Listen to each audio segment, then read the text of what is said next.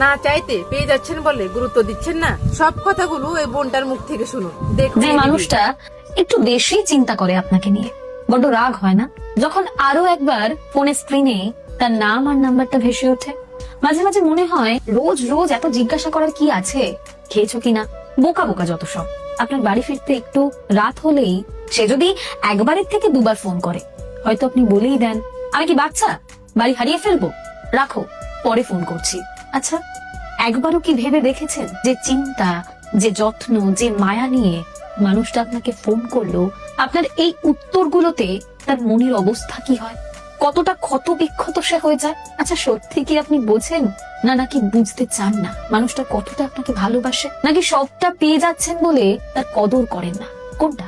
প্রেম কেন, যে কোনো সম্পর্কেই যদি ভালোবাসা থাকে তাহলে সে তো আপনার খোঁজ নেবেই। বরং আপনি যদি এমন একটা সম্পর্কে থাকতেন যেখানে আপনি কি করছেন, কোথায় যাচ্ছেন, কখন ফিরছেন, কি খাচ্ছেন, সে কিছুই জিজ্ঞাসা করতো না, বা আপনার কোনো কিছুর প্রতি তার কোনো আগ্রহ বা চিন্তা কোনোটাই থাকতো না, সেটা বরঞ্চ ভাবার ছিল, তখন আপনার মনে প্রশ্ন জাগতো, আপনাকে ভাবতে হতো মানুষটা আমায় আদেও ভালোবাসে তো? তখন আপনার মনে দ্বন্দ্ব কাজ করতো। আর এখন ভালোবাসা, যত্ন দুহাতের মুঠোয় পাচ্ছেন বলে অবহেলা করছেন। শুনুন, একটা মানুষ তখনই আপনাকে নিয়ে এতটা চিন্তিত হয় যখন তার ফার্স্ট প্রায়োরিটি আপনি। না হলে তার কি মাথা ব্যথা বলুন তো, যে আপনার হাজার হাজার খারাপ ব্যবহার পাওয়ার পরেও রোজ আপনাকে জিজ্ঞেস করবে খেয়েছো কিনা।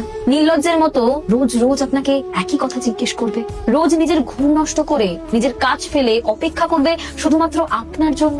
আপনাকে ফোন করবে আপনি বাড়ি পৌঁছলেন কিনা। যে গুরুত্ব দিচ্ছে তাকেও গুরুত্ব দিতে শিখুন, অবহেলা না করে ভালোবাসুন।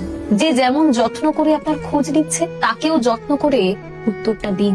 আজকাল সত্যিকারের ভালোবাসার বড্ড অভাব। একবার যদি হারিয়ে ফেলেন তখন হাজারবার আফসোস করেও আর ফিরে পাবেন না।